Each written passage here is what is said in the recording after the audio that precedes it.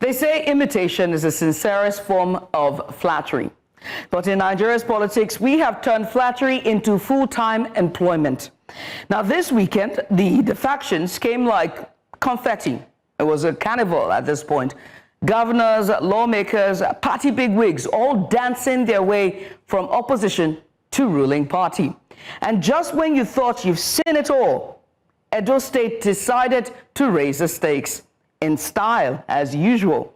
Governor Monday Okpebholo, in what could easily pass for a fashion memo from the presidency, told his newly sworn-in commissioners and advisors to always wear their Asiwaju cap to executive council meetings or risk being sent back home.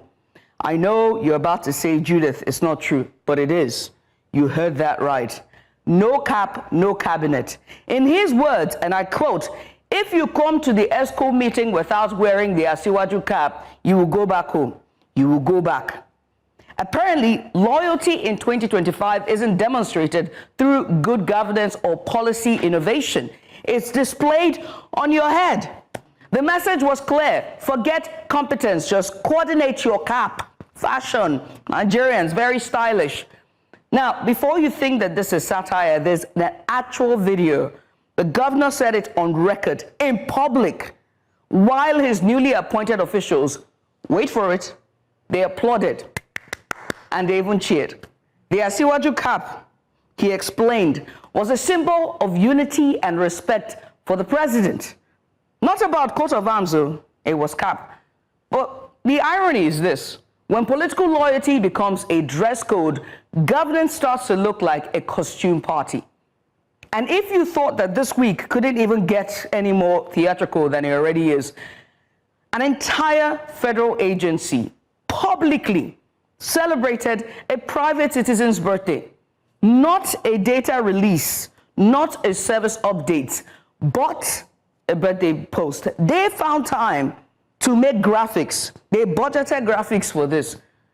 And it read like something straight out of a family WhatsApp group chat, to be honest. Except this one came with the seal of government.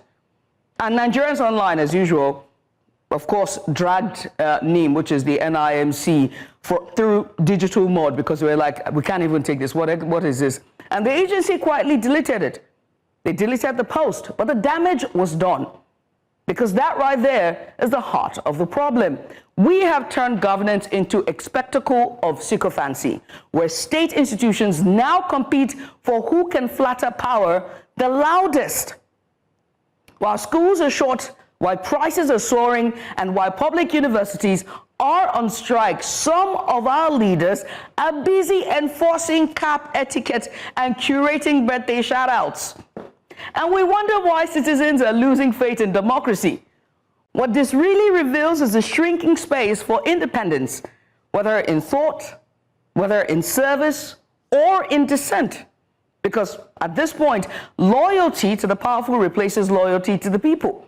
And when that happens, when even agencies meant to serve the nation start to kind of relating to the ruling family, democracy begins to rot from within.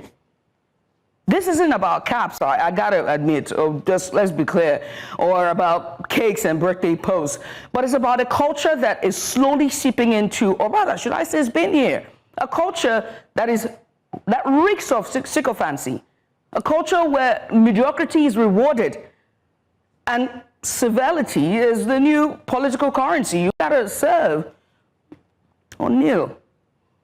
On your mandate we shall stand. Where the cost of honesty is exile, and the reward for flattery is promotion or appointment.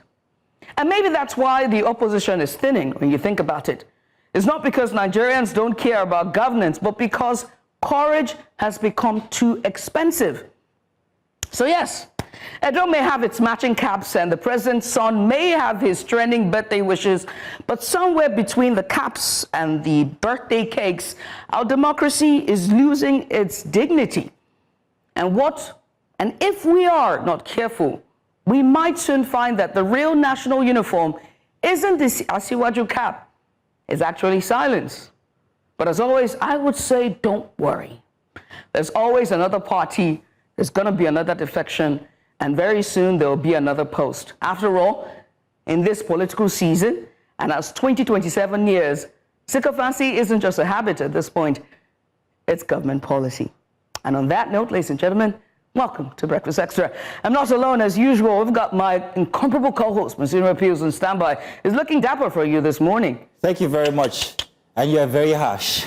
I listened to that like as if it was a Dr. Dre Lost Art that was just released. That's actually true. Oh, gosh, that is the most flattering thing you said to me. You should call Dr. Dre? Well, yeah, it did sound really good, except it was advocacy. Caps, cakes, and lack of political caution. Is it your cap?